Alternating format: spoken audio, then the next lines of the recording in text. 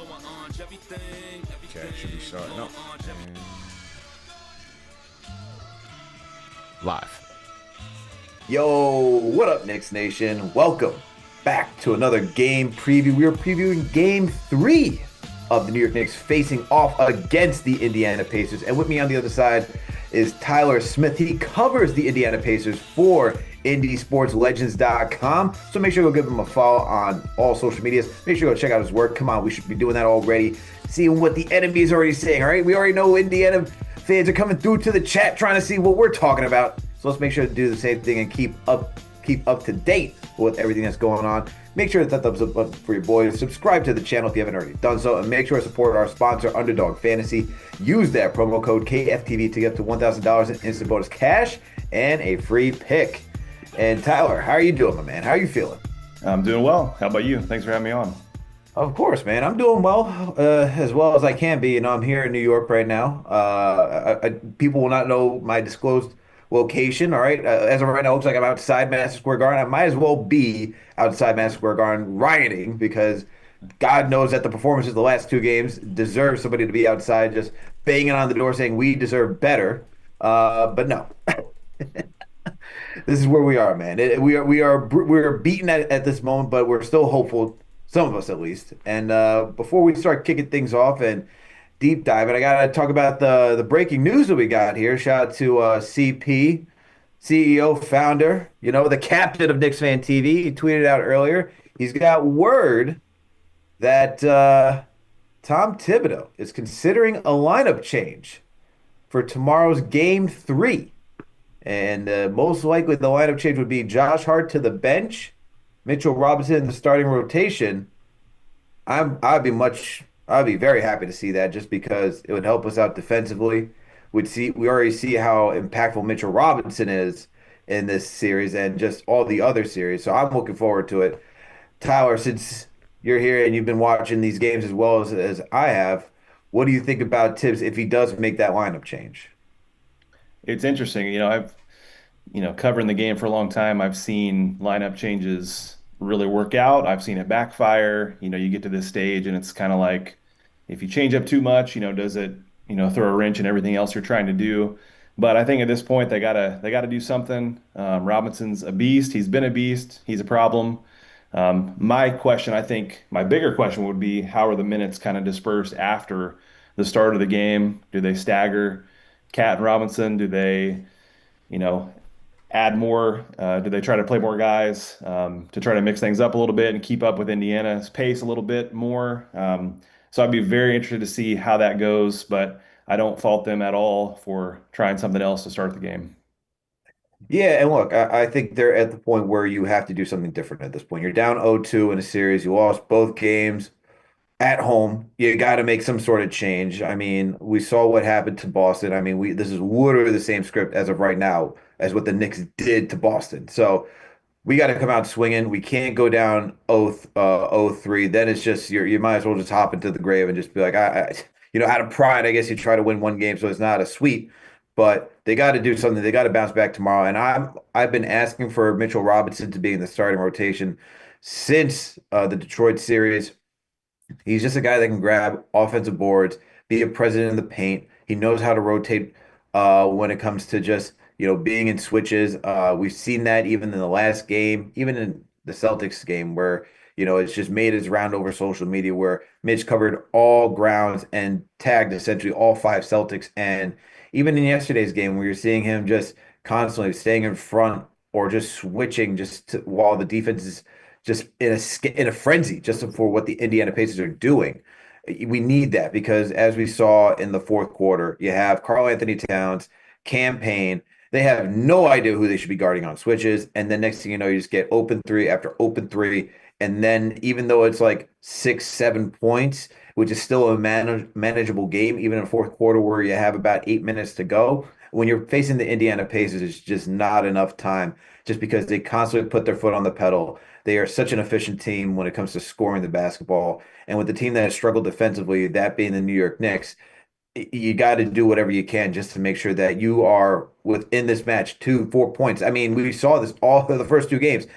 Like even when the Knicks tried to extend in game 1 and get like 10-point leads, Pacers were just right back in there. And so I'm more than happy to have Mitchell Robinson in that starting rotation. Will he stagger Cat and Mitch? I guess that's where Josh Hart comes in to make those type of rotations because we know he can play a little bit of four. He's a versatile player. I'm curious to see how that would work out, though. I'm very curious to see how that would work out. Yeah, the Knicks starting five, I believe, is still a net negative for the playoffs, which is kind of mind-boggling. Um, but you also don't want a team like Indiana to get too comfortable. One of the strengths of the Pacers is they are able to adjust, and they've seen every kind of coverage and throughout the whole season. But as comfortable as they were getting at the end of game one and in game two with their offense to throw something different in there and see if you can get a better start to the game. Because the Knicks obviously have to get game three.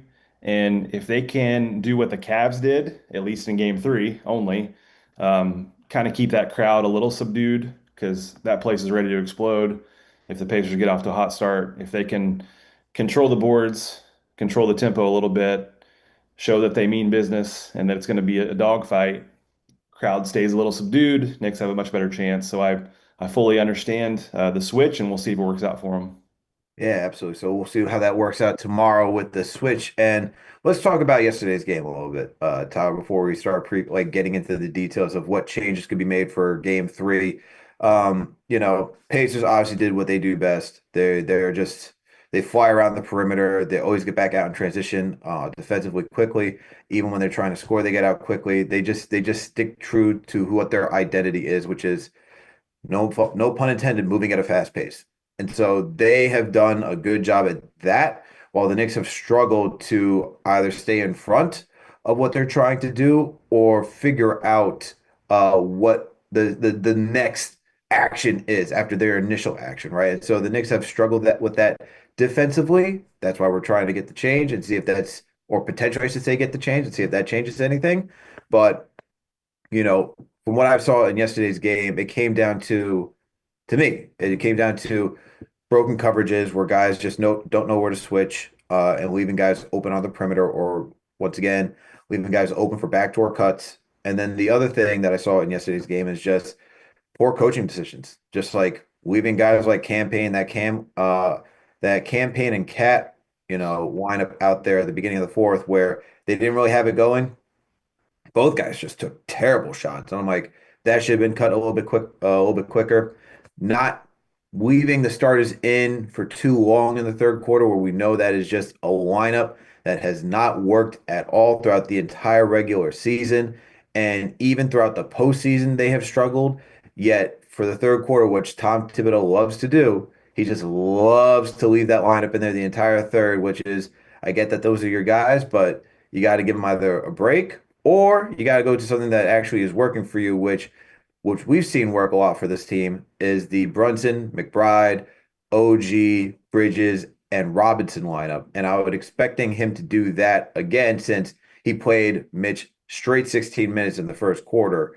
And I was a little disappointed that he didn't go back to that. And there's other things too that we could talk about. And there's certainly aspects of the game where the players failed to execute on their own end. But for me, it comes down to a little bit of coaching as well as the players' execution in yesterday's game. Yeah, I agree with you. There was a lot of moments, throughout both those games that it just felt like, Carlisle had the upper hand, which I know it's easy to say after a win and a loss. And I don't always agree with fans when they talk about, oh, we got outcoached because their team won. But I agree with you. Some of those things were a little head scratching. What I'm interested to see too is, you know, Tibbs kind of stubborn at times. So is he going to go back to, having Robinson in and Cat on the bench? I think at one point Cat was like minus 20, minus 25. Then when he came back in a couple of minutes, Knicks went on a little surge. So in his mind, did Cat have anything to do with that, or was it just more Brunson kind of went off there at the end to keep them alive in that game? So, and same question. I know we'll talk about adjustments later on, but that whole idea of do you play more guys? But would that backfire because they're not used to it? Would it, do more harm than good? Like there's so many things that go with his coaching decisions that's going to be vital for their success. And he's obviously a great coach. He's done a lot of good things, but every single second of a series like this is important, every single decision.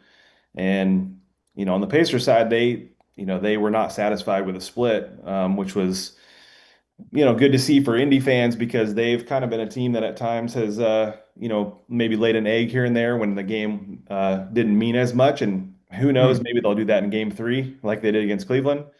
But to go into Madison Square and mean business for both games was a big deal. But as we saw, it came down to Brunson having a three chance to tie in both games, and Cat had one as well in game one, and they just didn't hit those shots when they needed. But very interested to see the adjustments and kind of the coaching decisions as you alluded to as well. Let me ask you this, because from a Knicks perspective, when I'm looking at uh, Brunson has a chance to potentially tie this thing, right, and then extend this into overtime, and there's 14 seconds left on the clock, 14.4 to be exact. I was upset that Tom Thibodeau didn't call a timeout, just trying to design a play that would get Brunson a good look since he's, or him or Karl Anthony Towns. You got both of them out there. But I'm going to stick more so with Brunson because he's been, our clutch player. He did win the Clutch Player of the Year award. Were you shocked that he didn't call a timeout and just kind of let Brunson just run the ball up and then heave a three? To me, that was just I want him to call a timeout. I get that you don't want the defense to get set, but for me, I thought he should have called a timeout, considering you have one left and it's going to be pointless afterwards if Yeah. you don't make the shot and Pacers, which they ultimately did, get the rebound. Yeah, I kind of thought they would. I was probably even more surprised by Brunson's decision, and I think Van Gundy alluded to it where he was like, maybe he thought they were going to foul, so he wanted to get a quick shot off. But you saw Josh Hart's reaction. You saw just it was pretty quick, long shot. He's made plenty of those before, but I think I was more surprised with that. The team that I cover, they hardly ever call the timeouts. Carlisle makes those quick timeouts like to stop runs, but when it's late in the game, he almost never calls it. I mean, you saw the Cleveland game two and all these other moments where it's like Tyrese, go make a play. So I'm kind of used to that on offense, but for a team like the Knicks, I think they could have drawn something up to get a really good look. If the Pacers were going to foul, probably would have been early enough where they could still have another chance and extend the game.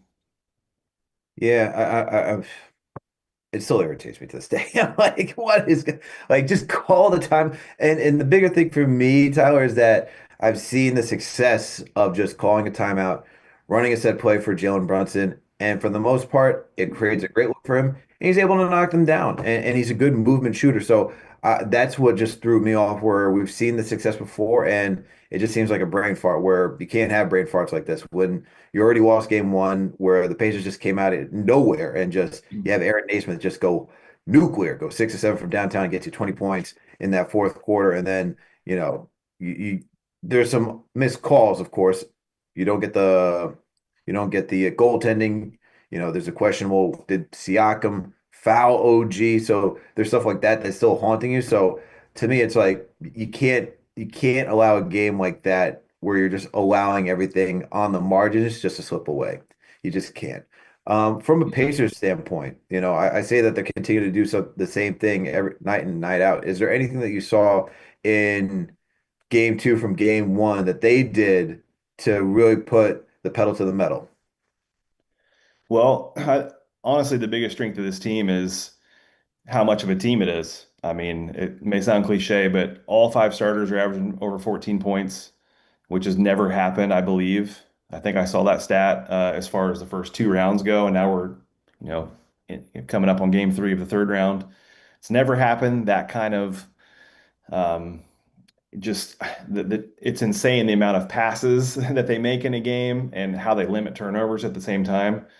And so after game one, I saw a lot of people, a lot of Knicks fans, a lot of basketball fans, tweeting and saying things like, well, they had to have all that happen. They had to have Neesmith, play like Michael Jordan for a while, Steph Curry for a while in order to win. And the Knicks were the better team. And so they felt okay. My response to them, and Pacer fans do this all the time as well, and I've been trying to tell them all postseason, one game means absolutely nothing for the next one. Every game has its own identity. And so I responded to some people saying like they may not need Neesmith to do that in the next game. And what happened? Siakam had 39 points. I mean, it's just like Neesmith was fairly quiet, hit a couple big shots and a couple big free throws at the end, but every single game is so different. And so when you go in and absolutely steal a game like they did in game one, it's not just a typical, oh, it's one game. It was, should have been ours. It was taken from us, flips the narrative. Even if you were the better team in that game, the only thing that matters in a playoff series is winning that game or not. And so they lost, Pacers won. Um, and they can just beat you in so many different ways. And so, I mean, there will be nights when Tyrese is more passive and he's, in the lane and he's kicking out passes instead of trying to shoot. There'll be nights when he goes for 30, like in game one. I mean, there's nights when, Nimhard did nothing and then in overtime scores like 7 points out of nowhere. I mean, it's just, they're so hard to game plan for that it's not like this moment where it's like, okay, in game three, they're going to try this or this. They're going to try to take what the Knicks give them. And if they're hitting shots and if they're limiting second chance points, then that's when they're extremely difficult to beat. And they're hard to game plan for. So I would just say more of the same ball movement, and one of their weaknesses can be their bench at times. Even though they are deep, they have several guys that can just disappear. Matherin Matherin disappeared game two. As you guys know, Toppin, McConnell, even. Um, Bryant, like so many of these guys can forget how to play basketball for several minutes and then go on one of their heaters and it's out of nowhere. But that's where the Knicks can actually, if they're hoping for a win, that the Pacers are not, making as many shots. Knicks are getting offensive rebounds, and then the bench is having one of their off nights. But Yeah, we'll see what happens, and we'll see what happens, especially tomorrow. I mean, I know you talk about the depth and all of that being interesting, but TJ McConnell still bothers me, man. That man bothers me to no end. This man, I've spoken to multiple people who covered the Indiana Pacers. They were like, TJ McConnell this season hasn't been that great this year, and I'm like, y'all lying to me because this man's playing possum. He has played the first two games. He's back out there doing the thing that he does against the Knicks, which is starting to get into the paint and knocking down shots, which just irritates the living daylight out of me, man. So look, I get that it comes down to depth and seeing what the Pacers are going to do, and hopefully the Knicks are able to continue to play at a high pace and just and max out the limited rotation that we have because Tibbs is not going to go past 7.5, and I say 7.5 because campaign is. I don't want to see him, but I'm sure that he is still going to get some minutes just because you're going to need somebody to go in there and relieve Brunson and play point guard. But we'll see what happens with that. Salute to Knicks Nation. Thank you all for tuning in for another game preview. We are previewing game three of the Indiana Pacers and the New York Knicks facing off. The Knicks will now go over to Indy and go see if they can go get a game over there in game three. With me on the other side is Tyler Smith. He covers the Pacers for IndySportsLegends.com. Make sure to give him a follow. Hit that thumbs up button for your boys. Subscribe to the channel if you haven't already done so. Make sure to support our sponsor, Underdog Fantasy. Use that promo code KFTV to get up to $1,000 in instant bonus cash and a free pick. And people, let me tell you a little bit about Underdog Fantasy right now, okay? Why you should go join it and why it's a lot of fun. Look, like I say, I like to think I know a little bit more than what underdogs tell me. I watch a lot of sports. I think that I can predict and I know what's going to happen on a night-to-night basis. So that's why I go onto the app and I, put a little money down, see if I can get some money back. And the cool thing about Underdog Fantasy, you get two options. You can either do the daily fantasy draft or you can make a ticket. If you're making a ticket, all you got to do is just choose anywhere between 2 to 8 players and choose higher or lower on any given stat. The cool thing is, it doesn't have to be one sport. You can choose between either, I should say, you can mix and match between either baseball, basketball, hockey, all the leagues, anything that you're interested in, you can create that ticket by mixing and matching. And like I said, all you got to do is just choose higher or lower for any given stat. So let's say for tomorrow, Brunson's been doing well. They might jack this thing up a little bit. So let's say they put Brunson over at 30.5 as the stat line. I'm still going to go higher because Brunson can't be stopped. So that's all you got to do is just choose higher or lower for any given stat. The cool thing as well is that, let's say you don't believe that all your picks are going to hit, you can go the insured route. So that way you can still earn a little bit of cash. If you think 3 out of the 4 picks are going to hit, you go the insured route, get some money back, and just make an easy night of it. All right. Unless you want to go big or go home, then just lock it in and go believe that all your picks will hit. Now, if you don't want to go create a ticket, the other thing you can do is do the daily fantasy draft. Cool thing about the daily fantasy draft, put on your GM cap, see if you're better than your friends or a bunch of randos, put some beer money down, lunch money, whatever you want to call it, and see who can predict and who can create the best roster to compete on that given night. So Underdog Fantasy gives you two options, great options to stay engaged with sports and to stay connected with your friends. So make sure to go support our sponsor. Use that promo code KFTV to get up to $1,000 in instant bonus cash and a free pick. That's our sponsor, Underdog Fantasy. All right. And people, remember, watch party tomorrow starting at 6 p.m. This time, we're not at Slate, we're at Clinton Hall. So make sure, put that into your Google Maps, get down to Clinton Hall, get there by 6 p.m., go get some drinks, go support the Orange and Blue while they're on the road facing the Indiana Pacers, all right? Out in Indiana. Come on, people. We got to do what Goku does. We got to give that energy for the spirit bomb. We got to go up there, put our hands to the sky and pray that the Knicks can come out with a victory tomorrow. So make sure to go over to Clinton Hall tomorrow, starting at 6 p.m. Go join your fellow people in the Orange Blue Nation and go support the Knicks, baby. Let's get it going. All right, let's get back to it. All right, Tyler. So let's look at game three, man. You know, this is a very pivotal game at this point. I mean, every game is pivotal for any team, right? But it was a must win for the Knicks in game two to be like, all right, things are back in the balance. We can go over to Indy, go win one, and then go home, or and you know, try to take another one on the road. Now we're down 0-2, lost both games on our home court. Now we're looking to just get a game out in Indianapolis and see, or I should say Indiana, and see what happens. What do you expect? What do you expect the Pacers to do tomorrow? Is it the same thing? Are there going to be any changes? For the Pacers, probably not, other than, if the Knicks do make that change in the lineup, just seeing how they try to attack that. Are they going to try to play through Siakam? Or are they just going to move the ball and try to knock down some early threes and, get the crowd into it, make the Knicks make some adjustments on the fly. But it's pretty much status quo. Pacers trying to utilize their strengths and kind of take what the defense gives them. So, one of my big questions, curious your thoughts on this, for the Knicks, do they need major adjustments or do they simply need to make winning plays, as Thibs talked about? Because, again, they're right there. They had chances to tie, obviously a huge blown lead. Could have won both games, could have won at least one of the two. So is it more about making the big plays and doing what kind of got them here, or do they need to make big changes, or is it kind of a mix of both? What do you think? Tough, because when you talk about big plays, I mean, that's just kind of how this team has lived throughout both the last two series.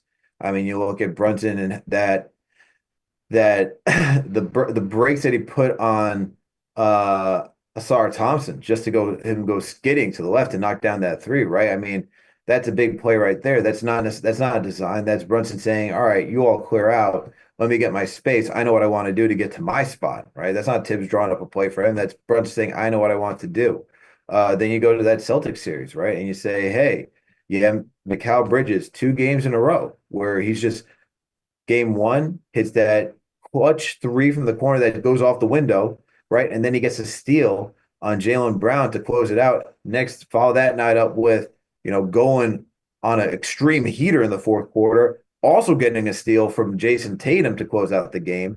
And then so you're seeing these late game heroics from the Knicks, right? Where the talent is just rising above what the system that you have in place is. And so do they need a little bit of like these big games? Absolutely. I mean, look, you need a little bit of luck. You need a little bit of that stuff just to get you to the next level, right?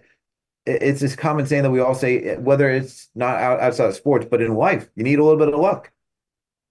But the other thing too is that there needs to be a better game plan than what we had yesterday, just to put us in position, right? What we could talk about going back to real life, like any career path you want to go on, and when you're like laying brick by brick, right? And you want to position yourself for success. So you have to make sure you're doing the right things, making the right decisions, making the right plays, so that way that luck can be on your side because you've already worked on it so well. So yeah, I think it's a little bit of both because the way that the Pacers are playing, it the way that the Pacers are playing and how the Knicks have played the entire season up to this point, it's very rare to get a game 6 type performance against the Celtics where they're just blowing out a good team. And the Pacers are a good team, right? So they need to change it up. I know they're switching right now. It's tough considering that they really didn't do that during the regular season. So now we're looking for these guys to be essentially damn near perfect in the postseason when they haven't really practiced that much outside of using it against the Celtics for 6 games. And with the speed that Indiana plays at, it's a little bit more challenging because to recover and make sure they don't have space is the difficult part. So I still think they have to do more switching. Definitely don't go into drop coverage because this team will certainly knock down threes. Um, but then you do need that little bit of luck. And it's how do you position yourself for that? It's like what I said for game 2. Call the timeout, draw up a play. Brunson could knock down a three, most likely if you design a play after a timeout. So why not do that for him? So that's a prime example right there where you got to put the player in position to succeed to get that little bit of luck. So Yeah. yeah, they got to have both, man, to answer your question.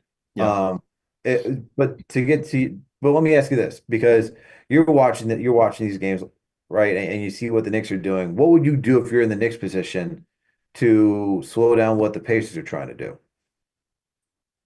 Um, well, I mean, the really tough part is defensively as a tandem. When Brunson and Cat have both been on the court, it's been brutal. Pacers have attacked that. They've really exposed it, but it's also, typically your two best players. So it's how to counter that. So I do kind of agree with them making a change. I've seen a lot of Knicks fans that actually wanted McBride to be the one that's in the lineup, Mhm. but a quick sub for Robinson and play more minutes. So that's something to kind of keep an eye on if they were to go to that route as well. Um, and again, the question I keep bringing it up. I'm very curious if the Knicks should try to tap into the depth a little more because they have guys that, I mean, you can't tell me that like Ben Shepherd and Allen and Thomas Bryant are necessarily better than a lot of those guys at the end of the Knicks bench, but the Knicks are just not used to playing, at least for a while in these playoffs. They're not used to going that deep.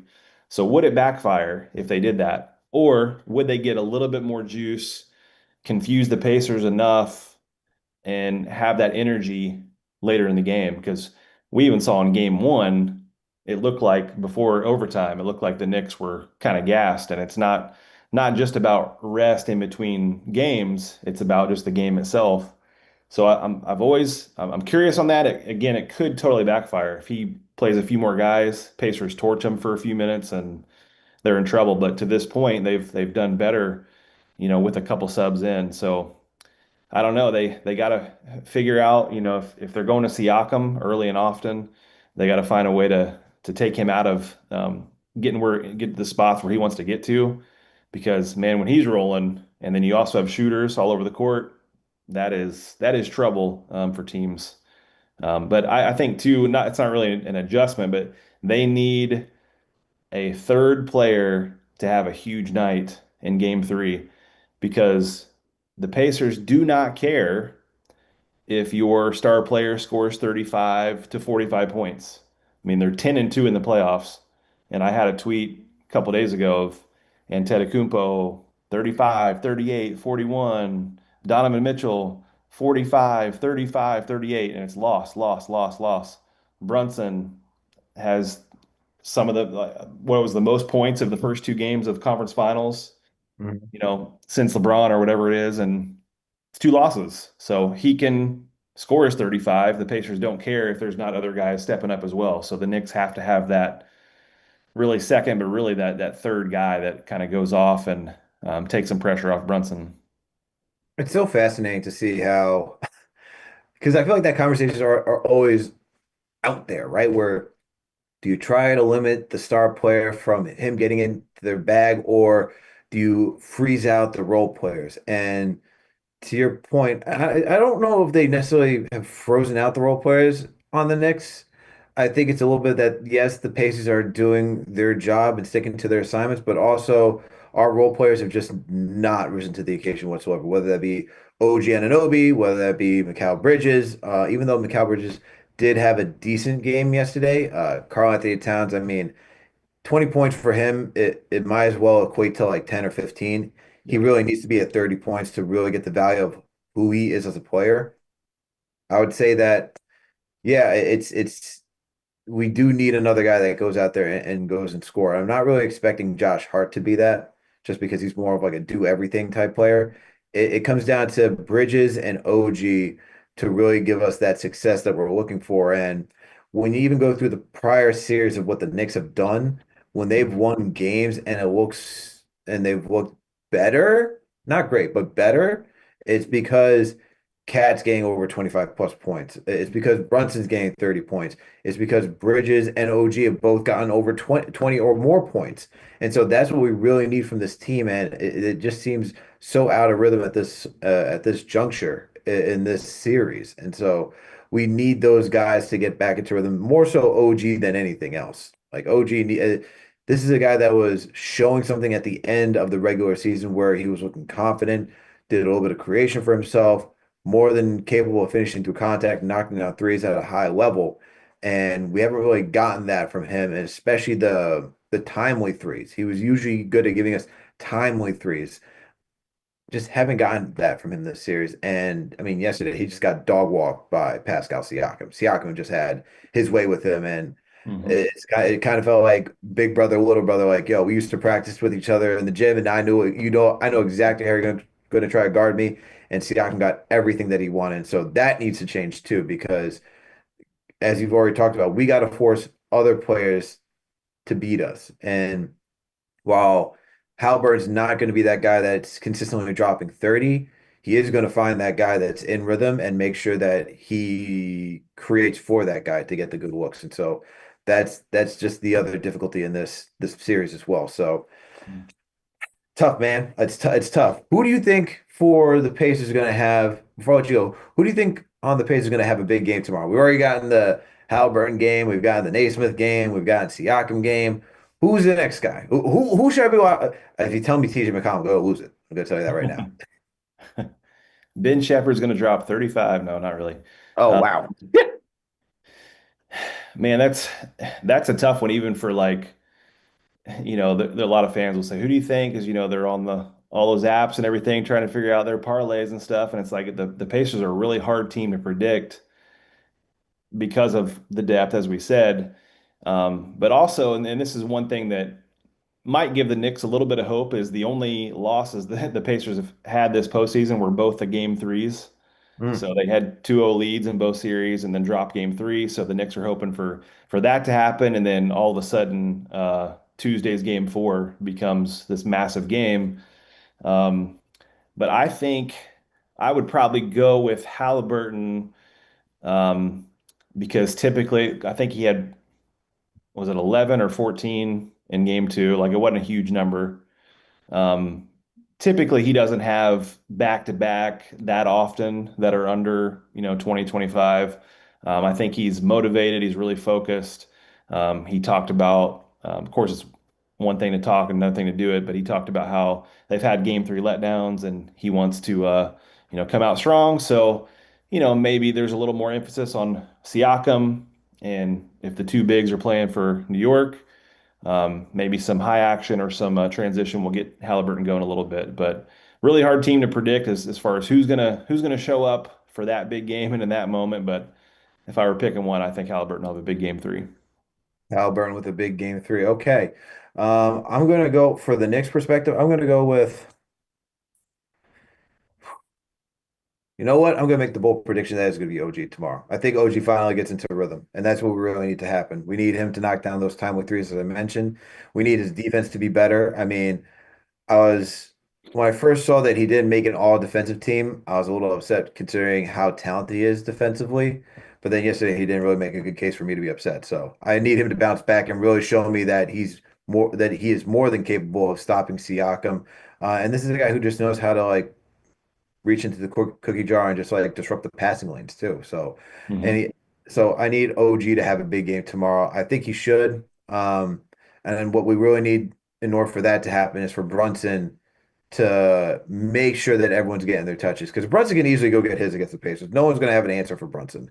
And I Hmm. think that's also just kind of like the trick of the Pacers too, saying that we're not going to be really able to stop you. We'll let you take all your shots. But if you're going to take all your shots, we're going to allow you to keep your guys out of rhythm. And that's kind of what it's looked like these last couple of games. So I hope that Brunson recognizes that because we do need OG to step up in this series. So that's my prediction for tomorrow. Tyler, I appreciate you joining me on today's show to preview game three between the Knicks and the Pacers. Please let the listeners know where they can find you. If you got any up and coming work, we should be on the lookout for.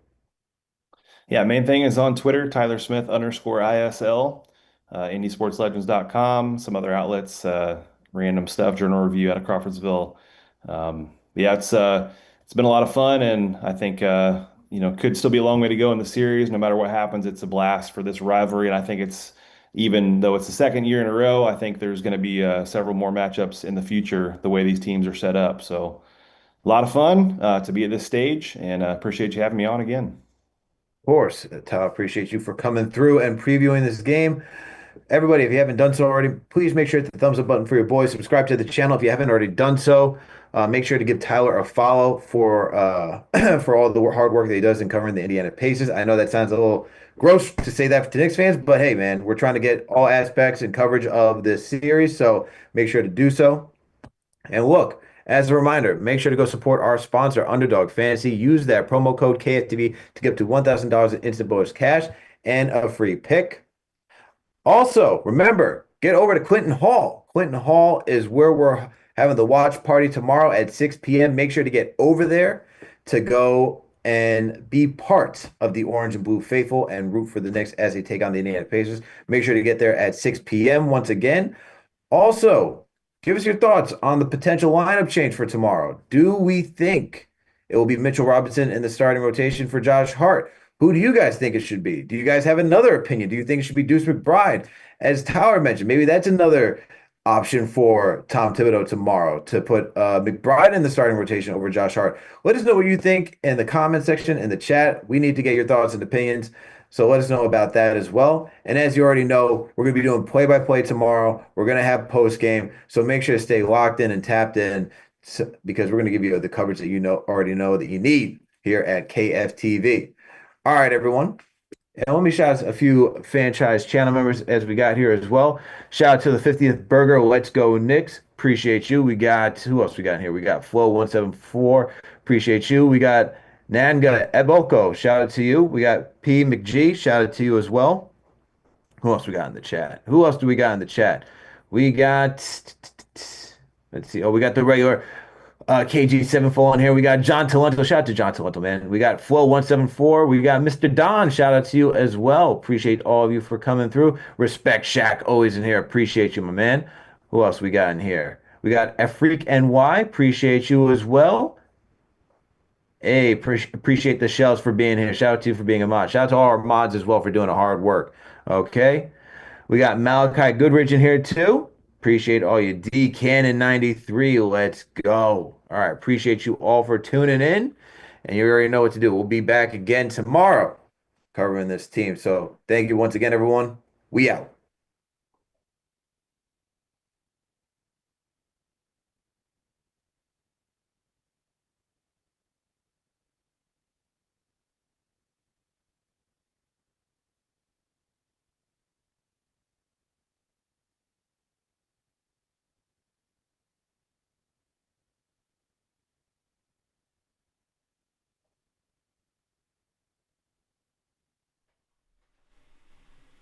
All right. Damn, I just saw your message, CP. Was that my computer mic that was going through? We all done?